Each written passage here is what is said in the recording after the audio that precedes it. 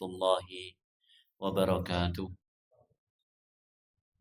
Alhamdulillahirabbil alamin wa bihi nasta'inu ala umurid dunya waddin. Asyhadu an la ilaha illallah wahdahu la syarikalah wa asyhadu anna Muhammadan abduhu wa rasuluh sallallahu alaihi wa ala alihi wa sahbihi wa man sara ala nahjihi wa tamassaka bi sunnatihi ila yaumiddin.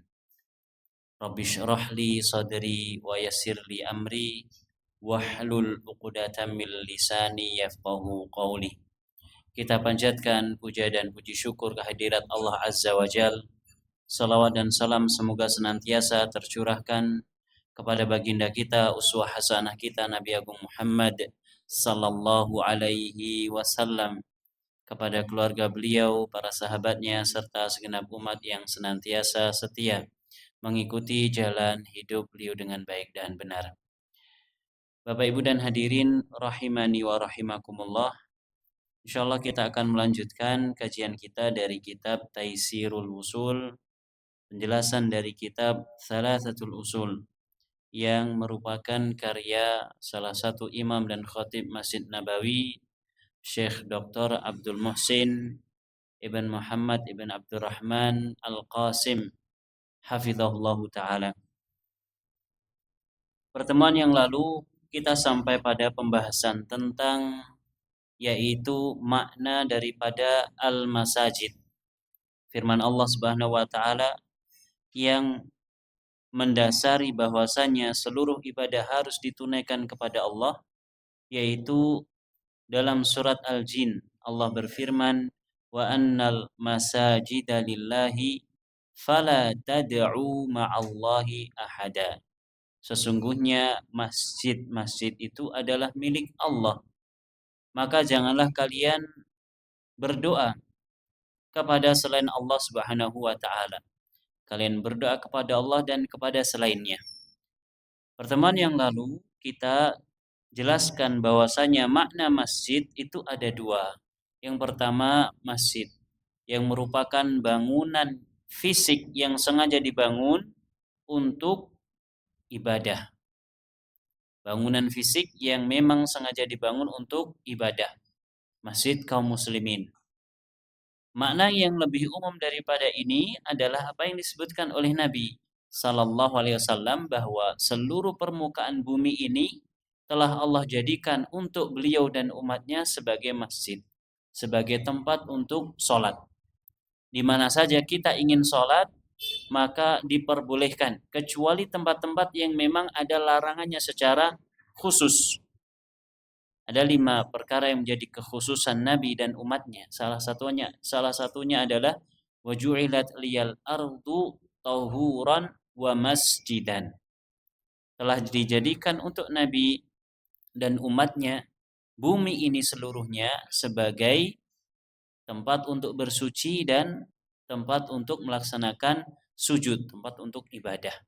Fa ayyuma rajulin adrakathu shalah falyusalli. Siapa saja dari kalangan kaum muslimin dia mendapati masuknya waktu sholat, hendaknya dia sholat. Maka dimanapun kita berada, kita boleh sholat. Di pinggir jalan boleh sholat. Yang penting tidak ada najis yang betul-betul yakin kalau itu adalah najis. Atau tempat-tempat yang memang ada larangan secara khusus, bahwasanya tempat tersebut dilarang untuk sholat. Ini pengecualian namanya dalam istilah syariat atau dalam istilah usul fikih. Ini makna yang pertama. Makna yang kedua, masjid adalah yaitu anggota tubuh kita yang kita gunakan untuk sujud. Ya, anggota tubuh yang kita gunakan untuk sujud. Kemarin kita sampaikan apa saja Pak anggota tubuh kita yang kita gunakan untuk sujud. Napa mawon? Seluruhnya atau semuanya? Seluruhnya. Ya, di awal kita mengatakan kening, hidung, kemudian kedua telapak tangan, kemudian lutut, kedua lutut dan ujung kaki. Ternyata ketika kita sujud, kita berubah posisi secara total dari posisi sebelumnya. Kaki kita yang awalnya menapak, tatkala kita sujud, mungkin atau tidak kaki kita menapak. Tidak mungkin. Pasti harus berubah. Ya ada dua cara, yaitu dengan semacam ini atau dengan semacam ini. Namun yang lebih kuat adalah dengan semacam ini ketika sujud. Maka seluruh anggota tubuh kita tidak boleh kita gunakan untuk berdoa kepada selain Allah Subhanahu wa taala. Artinya seluruh anggota tubuh kita ini tidak boleh kita gunakan untuk ibadah kepada selain Allah, karena adalah hak Allah Subhanahu wa taala. Seluruh jasad kita ini adalah milik Allah. Kita hanya dititipi. Semuanya adalah amanah yang Allah berikan kepada kita, dan kita diminta untuk menjaganya. Bukan hanya sebatas menjaga ya supaya apa namanya selalu apa istilahnya kalau mukanya bagus itu glowing, selalu kinclong, selalu yaitu apa namanya tidak keriput, lawannya keriput apa? Kencang, ototnya selalu kuat. Tidak hanya itu saja. Namun kita juga mendapatkan amanah untuk menjaga anggota tubuh kita ini agar tidak kita gunakan untuk beribadah kepada selain Allah. Dan ini yang lebih penting. Ya, tidak masalah kita mungkin mukanya jelek, hitam, rusak, bisulan, jerawatan. Yang penting kita tidak merendahkan muka kita ini untuk selain Allah. Lain halnya dengan orang yang naudzubillah udah jelek, kemudian ibadahnya kepada selain Allah. Rugi. Ya rugi, ya rugi habis-habisan. Allahul musta'an. Selanjutnya, faman sarafa minha ay min anwa'il ibadah allati dzakaraha al-musannifu aw ghairaha walau syai'an yasiran li ghairillah mithlu law da'a ghairallahi minal hadirina fima la yaqdiru alaihi ilallah aw minal amwat awil ghaibin awil asnam awil asjar aw rajahum aw khafahum aw sa'alahum qada'al hajat aw tafrijal kurubat aw ghaira dzalik fahuwa musyrikun kafirun. Ini kok panjang sekali. Yang intinya siapa saja orangnya kok dia mengarahkan ibadah yang sedang dia tunaikan kepada selain Allah, apapun jenis, apapun bentuknya, baik yang disebutkan oleh penulis di sini atau selainnya, meskipun hanya sedikit saja, dia peruntukkan ibadahnya kepada selain Allah, seperti doa, dia berdoa kepada selain Allah. Berdoa, doa itu kan memanggil, mengundang, ya, meminta tolong, menyebut-nyebut. Dia memanggil orang yang hadir, orang ada di lokasi. Namun orang tersebut la yakdir alaihi ilallah. Dia tidak memiliki kemampuan untuk melakukan sesuatu. Misalkan ya seseorang ya memohon-mohon kepada orang yang dianggap istimewa di tempat tersebut. Namun hakikatnya orang tersebut nggak mampu untuk mengabulkannya. Orang datang ke dukun misalkan. Dia memohon-mohon ke dukun, Mbah Dukun, Mbak Kulo diparingi anak. Apakah dukun bisa memberikan anak? Tidak bisa. Mbah Dukun, Mbak Kulo diparingi beras. Mak Celing dapat beras, nggak mungkin, nggak bisa. Maka yang semacam ini tidak boleh. Atau berdoa kepada orang yang telah meninggal dunia. Mayit, berdoa kepada mayit, tidak boleh. Kita datang ke pesarian, ke pemakaman. Tujuan kita adalah mendoakan si mayit, bukan berdoa, bukan meminta, memohon kepada si mayit. Kita datang ke makam ibu kita misalkan. Ya, kita berdoa kepada Allah, ya Allah, ampunilah ibu saya. Rahmatilah ibu saya. Kasihanilah ibu saya dan seterusnya. Bukan kita manggil ibu kita. Duh bu, anakmu ki sasi ngarep hajatan. Tolong diwangi ya bu, diwangi untuk ini, untuk itu dan seterusnya. Ini tidak diperbolehkan. Ini maknanya berarti dia berdoa kepada si mayit. Padahal si mayit telah meninggal dunia. Dan ini prakteknya sangat banyak sekali di negeri kita. Sangat banyak sekali di negeri kita. Mau hajatan, datang ke makam orang tuanya, ke makam mbahnya, ke makam leluhurnya. Untuk minta doa restu. Dan memang orang yang sudah meninggal bisa ngasih doa, bisa memberikan restu? Tidak bisa. Mereka sudah meninggal. Mereka sudah tidak bisa ngapa-ngapain. Idza mata ibnu Adam in qata'a anhu amaluhu illa min salas. Kalau seseorang itu sudah meninggal, kata Nabi, amalannya terputus kecuali 3 saja. Dia sudah nggak bisa ngapa-ngapain, amalannya terputus. Ya jangankan mau mengabulkan permintaan kita, doa kita. Dia mau gerak saja mungkin sudah tidak bisa. Wong mati ora obah, yen obah medeni bocah. Orang tua kita zaman dahulu sudah ngasih tahu kita. Orang yang sudah meninggal tidak bisa ngapa-ngapain, apalagi sampai memberikan restu kepada ya keturunannya yang akan hajatan. Dan ini prakteknya ternyata banyak di sekitar kita atau di tanah air secara umum. Dan hukumnya adalah terlarang karena doa itu harus dipanjatkan kepada Allah. Tugas kita sebagai anak, sebagai keturunan dari leluhur kita adalah mendoakan mereka supaya Allah memberikan ampunan, memberikan rahmat dan seterusnya, memasukkannya ke dalam surga dan seterusnya. Awil ghaibin, atau berdoa kepada sesuatu yang gaib. Sesuatu yang gaib itu banyak atau sedikit, Pak, Bu? Banyak. Contohnya apa? Sesuatu yang gaib. Contohnya apa? Malaikat. Boleh nggak kita berdoa kepada malaikat? Wahai Jibril, tolonglah saya. Nggak boleh. Ngapain ke Jibril? Langsung kepada Allah saja. Berdoa kepada jin, setan. Berdoa kepada orang yang masih hidup tapi nggak ada di sini. Misalkan saya punya Pak di Sumatera. Pak D saya orang hebat, orang pintar. Kemudian saya berdoa, menyebut-nyebut nama Pak D saya. Boleh atau tidak? Tidak boleh. Kenapa? Karena Pak D saya goib. Pak D saya goib. Saya punya ibu misalkan di tempat lain di Kalimantan. Kemudian ketika saya dirundung kesusahan, ya katakan saja sepele mahasiswa, kemudian ya sidang, kemudian dia kebingungan, kemudian dia sebut nama ibunya. Boleh atau tidak? Tidak boleh. Tidak boleh. Kenapa? Karena dia goib. Kalau ibunya ada di situ, dia panggil ibunya, dia berdoa kepada ibunya, Bu, tolong aku. Doa atau bukan ini? Doa. Karena doa itu adalah panggilan. Justru ini malah diperbolehkan secara aturan syariat. Meskipun mungkin secara aturan yang ada di situ tidak diperbolehkan. Berdoa kepada sesuatu yang gaib, apapun bentuknya, hukumnya adalah tidak boleh. Hukumnya adalah tidak boleh. Awil asnam, atau patung. Di hadapannya ada patung, kemudian dia berdoa kepada patung-patung tersebut. Tidak boleh.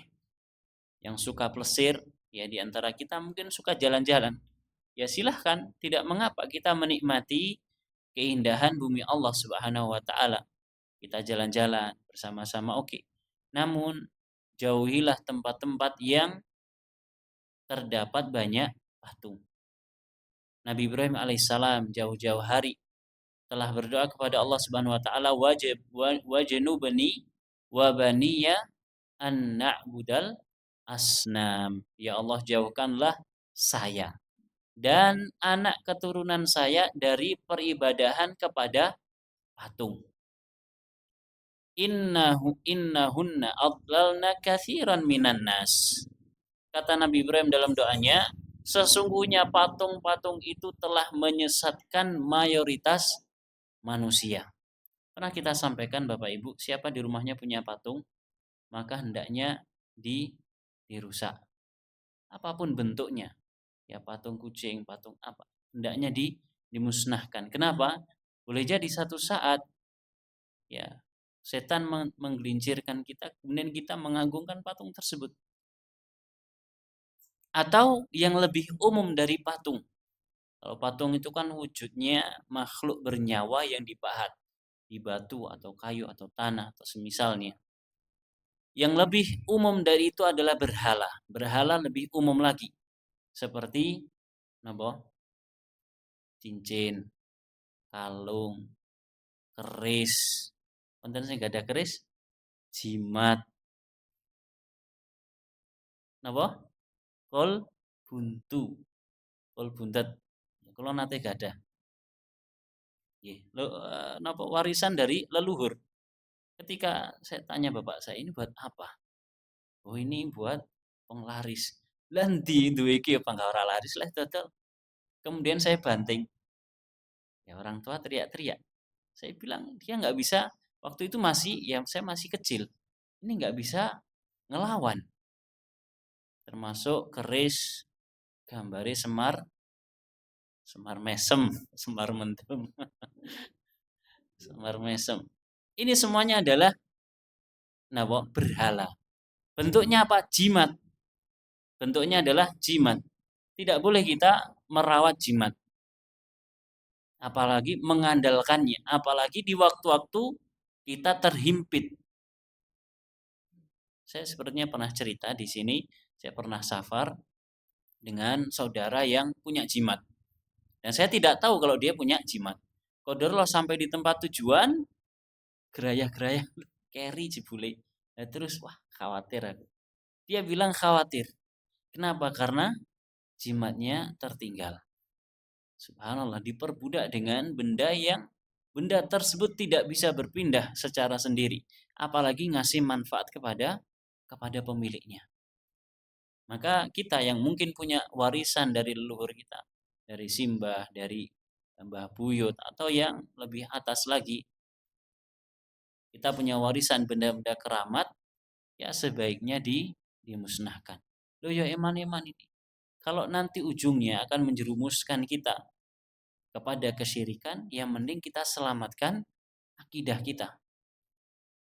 Mending kita selamatkan akidah kita. Bagaimana kalau dijual? Pripun? Pembahasan fikih mungkin sudah sampai sana. Jual beli benda keramat. Ada pembahasan baik di fikih zakat ataupun di fikih muamalah tentang menjual benda keramat yang ditemukan dari perut bumi dan dia bahannya terbuat dari emas. Kita gali pondasi misalkan, beli tanah gali pondasi. Lah kok nemu misalkan ya semar katakan, semar terbuat dari emas. Kita tanyakan ahli, ternyata emas murni, emas tuwo. Namun bentuknya bentuk makhluk hidup. Bahkan ini bentuk mungkin sesuatu yang diagungkan, semar. Ya, kita kalau tahu semar mesem langsung kita yang tertuju adalah ini benda yang diagungkan, atau bentuk sapi. Sapinya kaum Nabi Musa, sapinya Samiri misalkan. Apa yang harus kita lakukan? Bolehkah kita menjualnya? Yang pertama, jangan lapor ke pemerintah, nanti diambil. Yang kedua, kita nggak boleh jual itu dalam bentuk seperti hewan atau seperti makhluk bernyawa. Lalu bagaimana kita lebur? Kita lebur. Kemudian yang ketiga, dari kita lebur tersebut ada zakat yang harus kita tunaikan. Ada zakat yang harus kita tunaikan. Baru setelah itu sisanya adalah milik kita. Sisanya adalah milik kita, boleh kita jual. Namun itu tadi, kita nggak boleh memilikinya dalam keadaan masih berbentuk makhluk yang bernyawa. Apalagi salib, apalagi ya katakan patung berbentuk Bunda Maria, nggak boleh.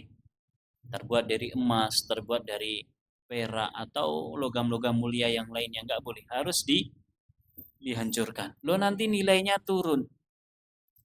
Pilih dapat uang tapi nilainya turun atau dapat napa? Ancaman dari Allah Subhanahu wa taala. Ya pilih dapat uang meskipun harganya turun.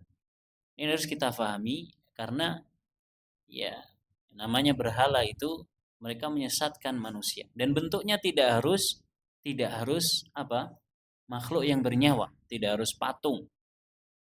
Ya, bisa jadi bentuknya tadi kul buntet. Napa malih Pak lentune kul buntet? Keris. Ya, keris kan bukan patung, tapi berhala dia. Ya, sampai ada orang, saya pernah lihat orang malam-malam tertentu dia harus memandikan keris tersebut. Jadi budaknya keris. Padahal keris tersebut nggak pernah mendatangkan keuntungan sama sekali. Dan saya tahu persis orangnya ini laki-lakinya orang kerja. Yang kerja siapa? Istrinya. Laki-lakinya buka usaha, gagal. Ya pernah ternak waktu itu ngetren kodok hijau itu, gagal. Ayam gagal, kambing gagal.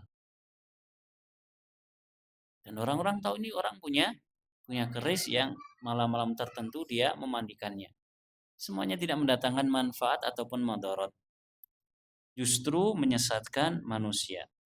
Ini tidak boleh. Au al-asjar, atau berdoa kepada pohon. Ada atau tidak orang berdoa kepada pohon? Ada. Semeding ada pohon, ada? Ada. Ada. Ya.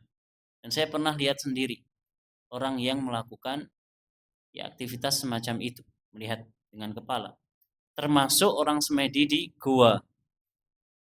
Kayak golek opo? Termasuk orang semedi di atas batu dan di kuburan. Di antaranya adalah golek togel. Pirsa nggih togel. Allahul musta'an. Dulu ya, dulu ketika masih kecil. Ya, lihat.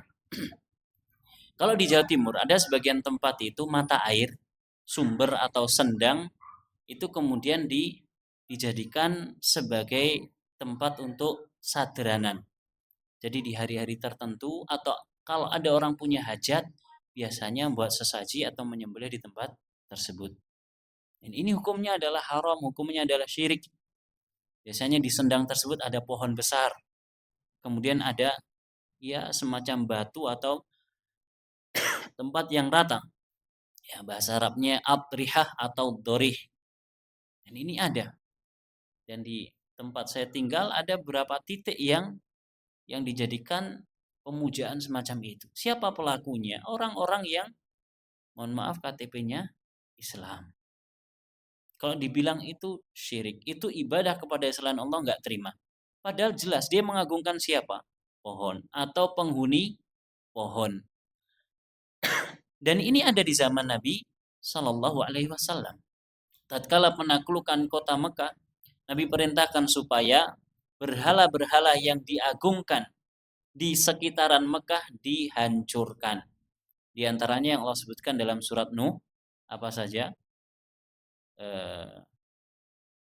Apa saja dalam surat Nuh? Wad, Suwa, dan Nasron. Ini berhala yang dihancurkan. Ada yang di jalan antara Mekah dan Madinah, ada satu lagi di Taif, satu lagi saya lupa. Yang di Taif ini bentuknya apa? Pohon. Kemudian ditumbangkan, ketika balik kata Nabi kamu belum membunuhnya. Ternyata ada penunggunya. Baru penunggunya itu disembelih, dibunuh, barulah kata Nabi sudah berhasil merobohkannya. Dan ini prakteknya sangat banyak sekali. Ya di sekitaran kita, naudzubillah min dzalik, banyak. Mengapa mereka tidak meminta kepada Allah? Air yang mengeluarkan dari mata air adalah Allah. Pohon besar yang menumbuhkan adalah Allah dan seterusnya. Kenapa harus pohon yang dipuja-puja? Kenapa mata air yang dipuja-puja? Allahul musta'an. Au minal amwat, au rojahum, atau berharap kepada mereka. Tidak berdoa, tapi di dalam hati senantiasa menggantungkan harapan kepada benda-benda tersebut. Baik yang dibawa seperti jimat tadi disimpan, ataupun benda-benda besar seperti pohon, batu, yang kalau dia hadir dia puja, kalau dia nggak hadir dia berharap. Au khafahum, atau sebaliknya takut kepada benda-benda tersebut. Au sa'alahum qada'al hajat, atau memohon kepada benda-benda tersebut supaya ditunaikan keinginan dan hajatnya. Dan ini banyak. Au tafrijil kurubat, atau ingin dibukakan kesulitannya, diberikan solusi. Au ghairi dzalik, atau selainnya. Fahuwa musyrikun kafirun, maka pelakunya berarti dia telah melakukan kemusyrikan dan dia jatuh ke dalam kekufuran. Perkaranya sepele sebenarnya, namun mengantarkan kepada ya dosa yang luar biasa, dosa kesyirikan. Asyirkal akbar. Dia telah melakukan syirik besar, wal kufrul mukhriju anil millah, dan kekufuran yang mengeluarkan dari agama Islam. Nas'alullah as-salamah wal afiyah. Makanya tadi kita sebutkan silahkan kalau mau jalan-jalan plesir. Namun destinasi yang kita tuju pastikan bukan destinasi yang ada kekufurannya. Ada pengagungan, peribadahan kepada tempat-tempat yang kita tuju. Ya, ke candi misalkan. Ini tempat ibadah orang kafir. Dibangun untuk dipuja-puja. Ngapain kita seorang muslim kita datang ke sana? Ke pantai yang ada tempat-tempat ibadahnya, ada kuil-kuilnya, nggak boleh. Ya, kita tidak boleh mengunjungi tempat semacam itu. Imam Ibnu Taimiyah mengatakan fa innal muslimina muttafiquna ala ma amiluhu bil ittirari min dinil islami ala ma alimuhu bil ittirari min dinil islami. Kaum muslimin mereka sepakat tentang apa yang mereka ketahui bagian dari agama Islam yang sifatnya adalah harus diketahui ittirar. Annal abda la yajuzu lahu an ya'buda wa la yad'uwa wa la yastaghitha wa la yatawakkala illa 'ala Allah. Bahwa seorang hamba dia tidak boleh beribadah, tidak boleh berdoa, tidak boleh beristighotsah, memohon pertolongan dikala kesempitan, dan tidak boleh bertawakal kecuali hanya kepada Allah. Kepada selain Allah tidak boleh. Kenapa? Karena itu semua merupakan bagian ibadah. Wa anna man abada malakan muqarraban au nabiyan mursalan. Dan sesungguhnya orang yang beribadah kepada seorang malaikat terdekat dengan Allah. Malaikat banyak. Ada malaikat yang biasa-biasa saja, ada yang setengah-setengah, ada yang dekat dengan Allah. Kira-kira siapa yang paling dekat dengan Allah? Jibril. Malaikat pun ada yang istimewa, yaitu Jibril. Sebagaimana manusia ada yang istimewa, yaitu Muhammad sallallahu alaihi wasallam. Kalau seseorang berdoa kepada malaikat terdekat, kepada Allah, yaitu Jibril, maka ternyata hukumnya pun tidak boleh juga. Au nabiyan mursalan, atau seorang nabi yang diutus. Seorang nabi pasti diutus oleh Allah Subhanahu wa taala. Tidak boleh orang berdoa kepada nabi, termasuk mengucapkan ya Muhammad. Nabi Muhammad telah wafat. Ya, tidak boleh kita memanggil beliau kecuali dalam sholawat yang kita baca tatkala hendak salam. Allahumma sholli ala Allahumma assalamu alaika ayyuhan nabiyyu wa rahmatullahi wa barakatuh. Hanya ini saja. Sisanya tidak boleh. Ya Muhammad, ya Toha, ya Yasin. Sebagian orang menamai Nabi Muhammad dengan Toha dan Yasin, padahal bukan nama beliau sallallahu alaihi wasallam. Atau berdoa kepada beliau, awistaghatsa bihi, atau beristighatsah kepada beliau. Tidak boleh. Fahuwa musyrikun, pelakunya termasuk pelaku kemusyrikan. Pertanyaannya, apa perbedaan antara syirik dengan kufur? Musyrik dengan kafir. Apa bedanya? Napa Pak kinten-kinten? Apa bedanya musyrik dengan kafir? Syirik dengan kufur. Yang pertama, syirik dengan kufur. Syirik ini adalah kata kerja. Demikian pula kufur. Kemudian yang kedua, musyrik dan kafir. Ini adalah kata pelaku, menunjukkan kepada pelaku. Berarti kalau syirik dalam bahasa kita artinya kesyirikan. Kalau kufur dalam bahasa kita kekufuran. Kemudian kalau musyrik dalam bahasa kita berarti apa? Pelakunya, pelaku kesyirikan. Kalau kafir pelaku kekufuran. Ini yang pertama. Yang kedua, perbedaan antara syirik dengan kufur, annal kufra a'ammu. Yang namanya kufur itu lebih umum. Cakupannya lebih luas. Cakupannya lebih luas. Fakullu musyrikin kafirun wala aks. Artinya apa? Setiap pelaku kesyirikan pasti kufur. Namun sebaliknya tidak. Sebaliknya tidak.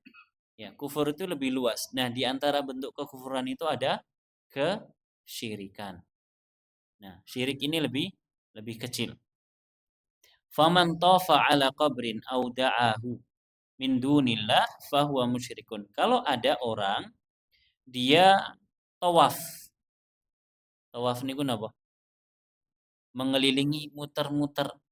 Kalau ada orang memutari kuburan, dia tawaf mengelilingi kuburan atau berdoa kepada kuburan tersebut, maka orang ini disebut sebagai orang yang melakukan kesyirikan. Boleh nggak kita tawaf mengelilingi kuburan? Boleh atau tidak? Tidak boleh. Tawaf itu adalah satu-satunya ibadah yang hanya boleh dilakukan di Ka'bah. Satu-satunya ibadah yang muter itu hanya di Ka'bah. Tawaf selain kepada Ka'bah hukumnya tidak boleh. Apalagi ke kuburan.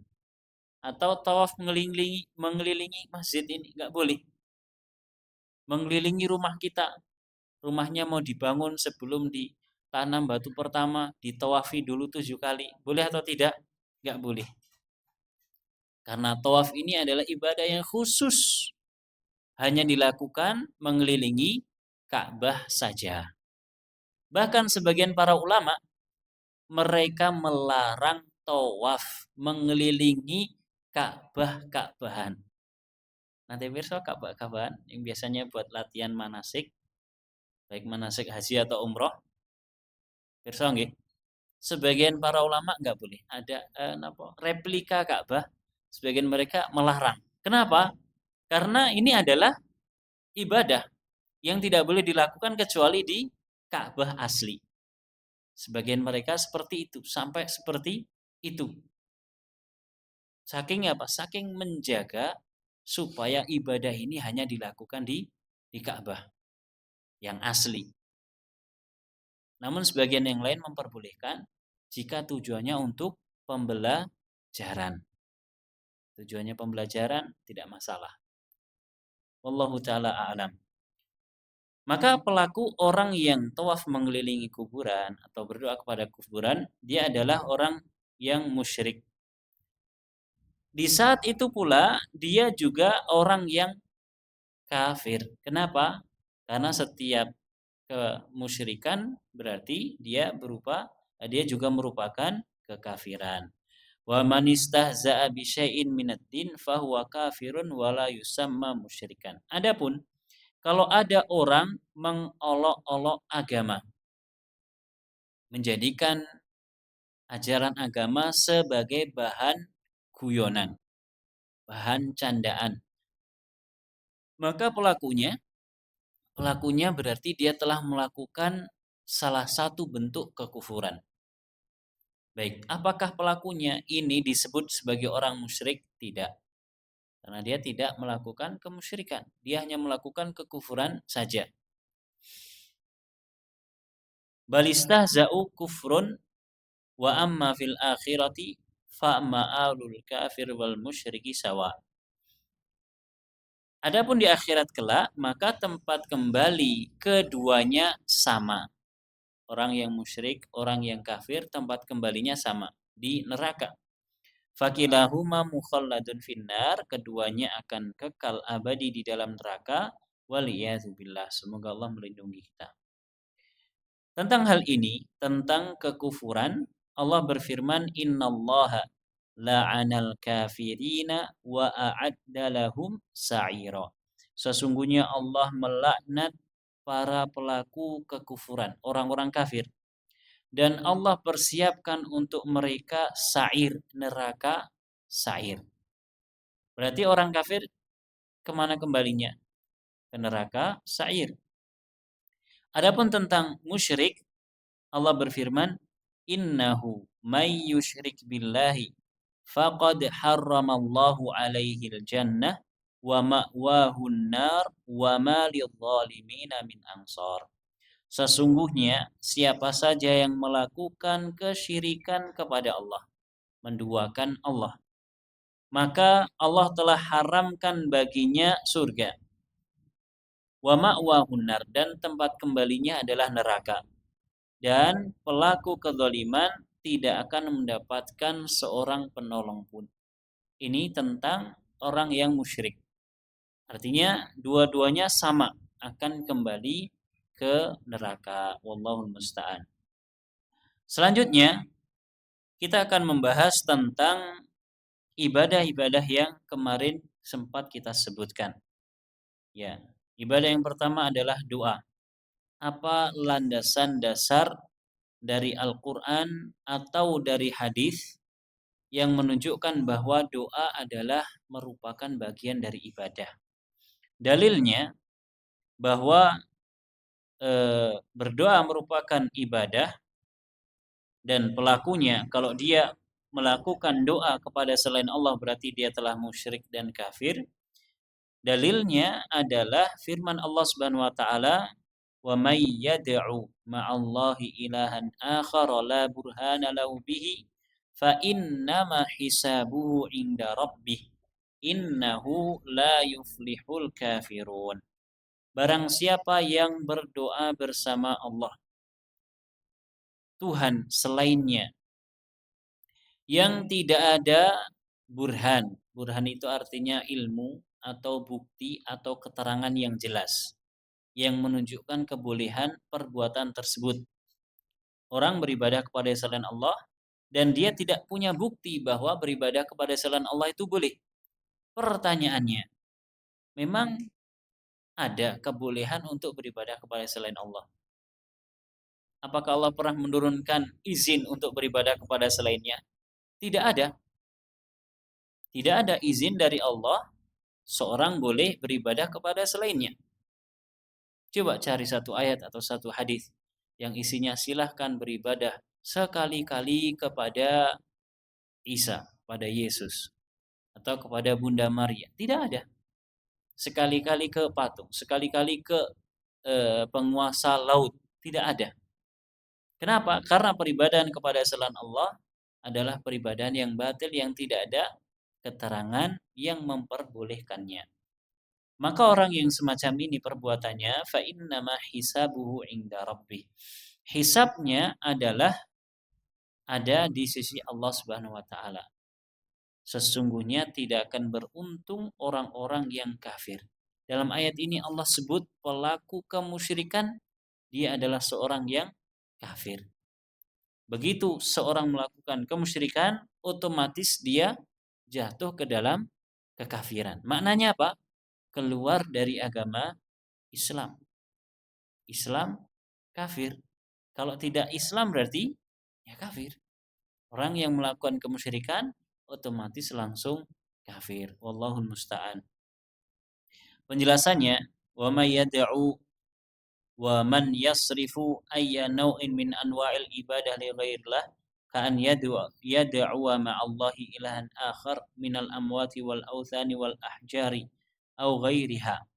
Barang siapa yang berdoa, dia mengarahkan satu jenis ibadah atau satu jenis doa kepada selain Allah, seperti orang berdoa kepada mayit yang telah meninggal, orang yang telah mati, atau berdoa kepada berhala, atau berdoa kepada batu atau selainnya.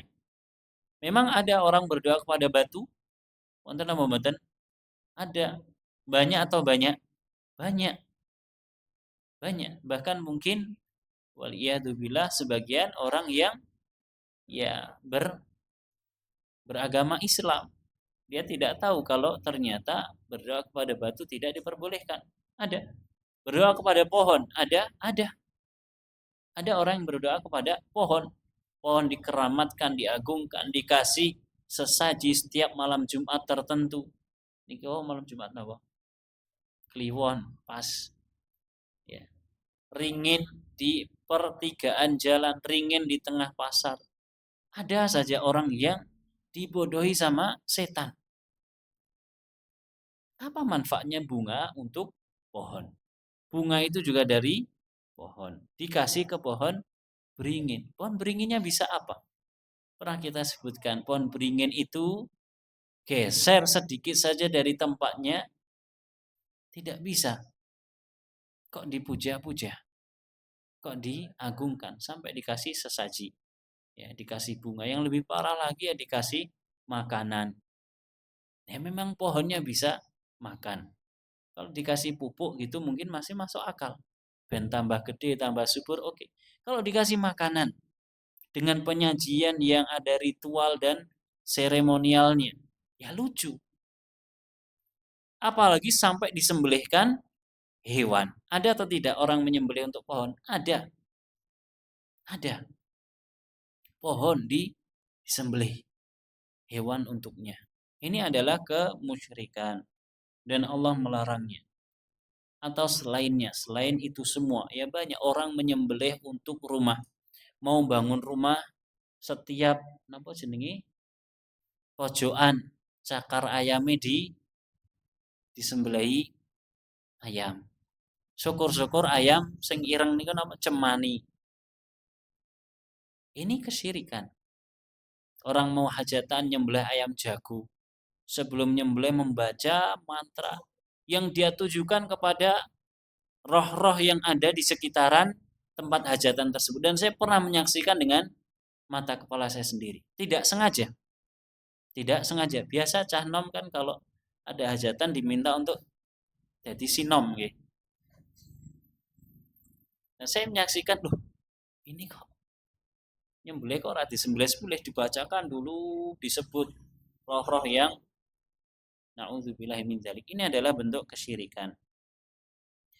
Maka itu semua tidak ada burhan, tidak ada izin kebolehan dari Allah Subhanahu wa taala, tidak ada hujjah bitilkal ibadah terhadap ibadah yang dilakukan allati asyraka fiha ma Allah yang disekutukan bersama Allah.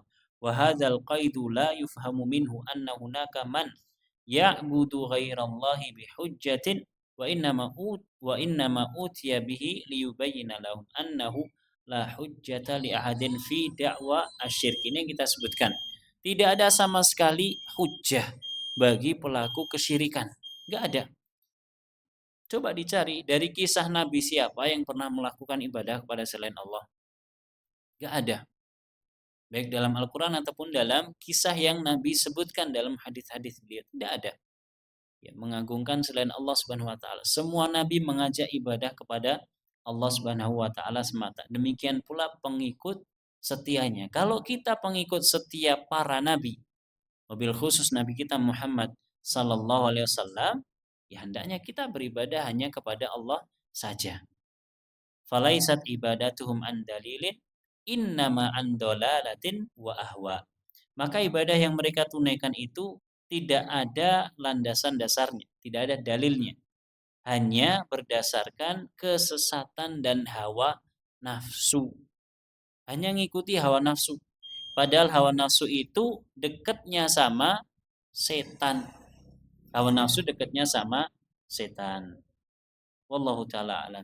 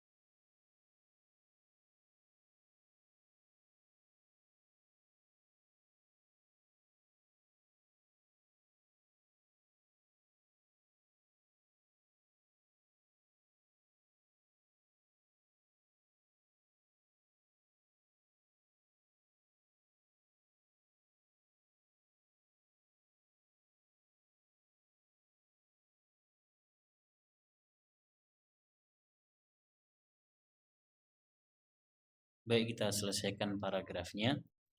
La an hidayatin wa wahyin.